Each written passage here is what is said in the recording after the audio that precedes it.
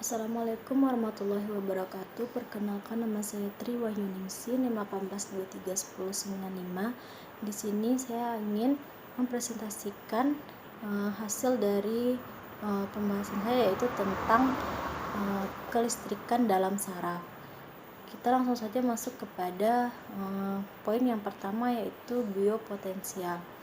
Aktivitas listrik dari sel-sel yang ada di dalam tubuh menimbulkan sinyal listrik yang disebut sinyal biopotensial. Untuk mengambil sinyal biopotensial digunakan transducer yang disebut elektrode.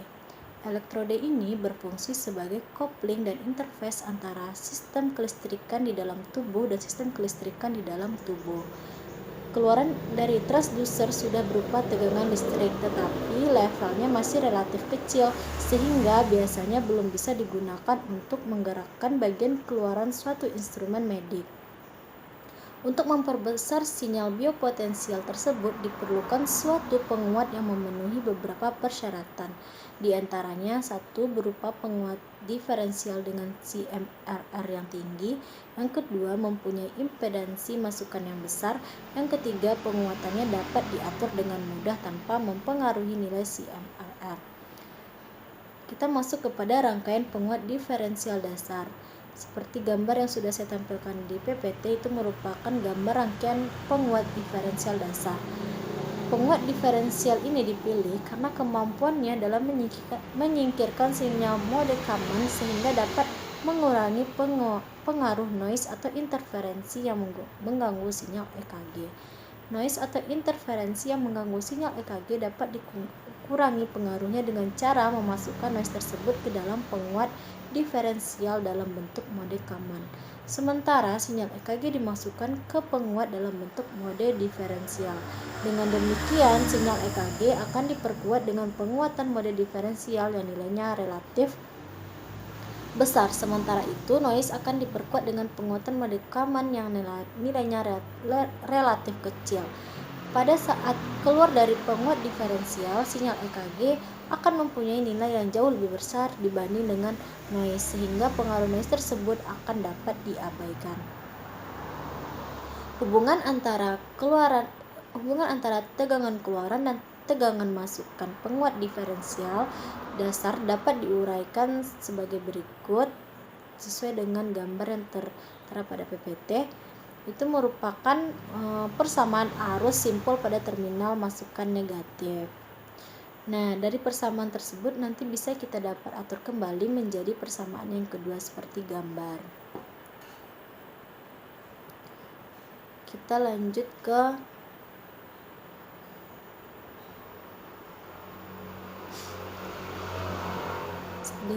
sinyal mode diferensial, yang mana muncul pada keluaran penguat, sedangkan sinyal mode Kalman-nya telah disingkirkan. Di samping memiliki keunggulan dalam menyingkirkan sinyal mode Kalman, di sisi lain penguat diferensial dasar memiliki kekurangan, yaitu impedansi masukannya relatif kecil dan nilai penguatannya sulit diubah tanpa mempengaruhi kemampuannya dalam menyingkirkan sinyal mode Kalman. Nah, implementasi masukan yang tinggi diperlukan untuk mengurangi pengaruh ketidakseimbangan dalam rangkaian elektrode, karena ketidakseimbangan ini akan dapat membuat noise masuk ke penguat dalam bentuk mode diferensial, sehingga diperkuat dengan penguatan diferensial yang nilainya relatif besar. Untuk mengatasi hal ini, maka di depan penguat diferensial dasar ditambahkan sebuah rangkaian penguat penyangga. Kita masuk kepada sub yang kedua, yaitu tentang kelistrikan pada saraf. Yang pertama itu sistem saraf dan neuron. Sistem saraf itu dibagi dalam dua bagian, yaitu pertama sistem saraf pusat. Sistem saraf pusat terdiri dari otak, medula spinalis, dan saraf perifer. Saraf perifer ini adalah sel saraf yang mengirim informasi sensorik ke otak atau ke medula spinalis disebut saraf aferen. Sedangkan serat saraf yang menghantarkan informasi dari otak atau medula spinalis ke otot atau medula spinalis ke otot serta kelenjar disebut saraf eferen. Yang kedua adalah sistem saraf otonom. Serat saraf ini mengatur organ dalam tubuh, misalnya jantung, usus, dan kelenjar-kelenjar. Pengontrolan ini dilakukan secara tidak sadar. Otak berhubungan langsung dengan medula spinalis. Keduanya diliputi cairan cerebrospinalis dan dilindungi tulang tengkorak serta tulang vertebralis atau columna vertebralis. Berat otak 1.500 gram dan hanya 50 gram yang efektif. Yang B, kita masuk kepada konsentrasi ion dalam dan luar sel. Dari hasil penelitian diperoleh konsentrasi ion di dalam dan di luar membran suatu akson terlihat pada gambar yang tertera pada PPT. Dapat dipahami sesuai dengan gambar. Kita lanjut ke persamaannya, yaitu melalui suatu percobaan dapat ditunjukkan suatu model membran permeabel terhadap larutan KCl. Seperti gambar yang tertera pada PPT, gambar itu merupakan suatu bentuk model potensial istirahat pada waktu 0 di mana ion K akan melakukan difusi dari konsentrasi tinggi ke konsentrasi rendah, sehingga saat tertentu akan terjadi membran dipol atau membran dua kutub di mana larutan dengan konsentrasi yang tadinya rendah akan kelebihan ion positif. Kebalikan dengan larutan yang konsentrasi tinggi akan berubah menjadi kekurangan ion sehingga menjadi lebih negatif. Membran permeabel biasanya terhadap ion K, Na dan Cl, sedangkan terhadap protein besar amin sangat tidak permeabel. Yang C, yaitu kelistrikan saraf. Apabila ditinjau besar kecilnya serat saraf, maka serat saraf dapat dibagi dalam 3 bagian, yaitu serat saraf tipe A, B, dan C. Dengan mempergunakan mikroskop elektron, serat saraf dibagi dalam 2 tipe, yaitu serat saraf bermielin dan serat saraf tanpa mielin. Saraf bermielin banyak terdapat pada manusia. Mielin merupakan suatu insulator atau isolasi yang mana makin menurun apabila melewati serat saraf yang bermielin. Kecepatan aliran listrik pada serat saraf yang berdiameter yang sama dan panjang yang sama sangat tergantung pada lapisan mielin ini. Akson tanpa mielin atau diameter 1 mm mempunyai kecepatan 20-50 menit per detik. Serat saraf bermielin pada diameter 10 mm mempunyai 100 menit per detik. Pada serat saraf bermielin, aliran sinyal dapat meloncat dari suatu simpul ke simpul yang lain. Telah diketahui bahwa sel mempunyai lapisan yang disebut membran sel. Di dalam sel ini terdapat ion Na, K, Cl, dan protein amin. Sel mempunyai kemampuan memindahkan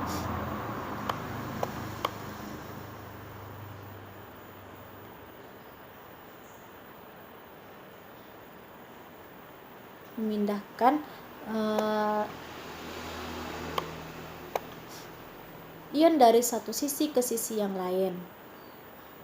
Kemampuan sel ini disebut aktivitas kelistrikan sel. Nah, dalam keadaan biasa, konsentrasi ion Na+ lebih besar di luar sel. Pada keadaan demikian, potensial di dalam sel relatif negatif dibanding dengan potensial di luar sel. Dalam keadaan demikian disebut potensial membran negatif. Jika konsentrasi ion Na+ terdapat banyak di dalam sel daripada di luar sel, perbedaan potensial listrik dalam sel lebih positif daripada di luar sel. Keadaan ini disebut potensial membran positif. Suatu saraf atau neuron membran otot-otot pada keadaan istirahat atau tidak adanya proses konduksi impuls listrik, konsentrasi ion Na+ lebih banyak di luar sel daripada di dalam sel. Di dalam sel akan lebih negatif dibandingkan dengan di luar sel. Dan apabila potensial diukur dengan galvanometer akan mencapai min 90 mV. Membran sel ini disebut dengan keadaan polarisasi dengan potensial membran istirahat min 90 mV. Selanjutnya kita masuk ke perambatan potensial aksi. Potensial aksi terjadi apabila suatu daerah membran saraf atau otot mendapat rangsangan mencapai nilai ambang. Potensial aksi itu sendiri mempunyai kemampuan untuk merangsang daerah sekitar sel membran untuk mencapai aksi ke segala jurusan sel membran. Keadaan ini disebut perambatan potensial aksi atau gelombang depolarisasi. Nah, melalui gambar yang saya tampilkan di PPT terlihat jelas perambatan potensial aksi ke kiri dan ke kanan. A itu mula-mula, yang B rangsangan hingga Na plus masuk ke dalam sel dan terjadi depolarisasi, dan yang C potensial aksi merangsang daerah sekitarnya. Nah, setelah timbul potensial aksi, sel membran akan mengalami repolarisasi, yang mana sel membran ini disebut tingkat refraktar. Tingkat refraktar dibagi dalam dua fase, yaitu periode refraktar absolut dan periode refraktar relatif, seperti gambar yang saya tampilkan di PPT. Yang pertama itu periode refraktar absolut. Selama periode ini tidak ada rangsangan, tidak ada unsur kekuatan untuk menghasilkan aksi yang lain. Yang kedua, periode refraktar relatif. Setelah sel membran mendekati repolarisasi seluruhnya, maka dari periode refraktar absolut akan menjadi periode refraktar relatif. Dan apabila ada stimulus atau rangsangan yang kuat secara normal, akan menghasilkan potensial aksi yang baru. Sel membran setelah mencapai potensial membran istirahat, sel membran tersebut telah siap untuk menghantarkan impuls yang lain. Sedangkan gelombang depolarisasi setelah mencapai ujung dari saraf atau setelah terjadi depolarisasi seluruhnya, gelombang tersebut akan berhenti dan tidak pernah aliran balik ke arah mulainya datang rangsangan.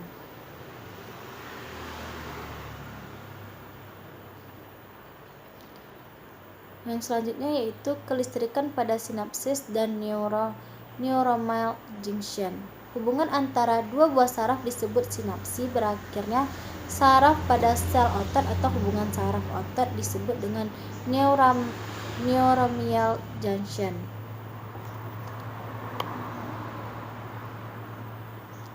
Nah, baik sinapsis maupun neuronal junction mempunyai kemampuan meneruskan gelombang depolarisasi dengan cara lompat dari satu sel ke sel yang berikutnya. Gelombang depolarisasi ini penting pada sel membran otot karena pada waktu terjadi depolarisasi, zat kimia yang terdapat pada otot akan trigger atau bergetar atau berdenyut dan menyebabkan kontraksi otot, dan setelah itu akan terjadi repolarisasi sel otot di mana otot akan mengalami relaksasi. Baiklah, sekian pemaparan materi dari saya. Salah dan hilaf saya mohon maaf.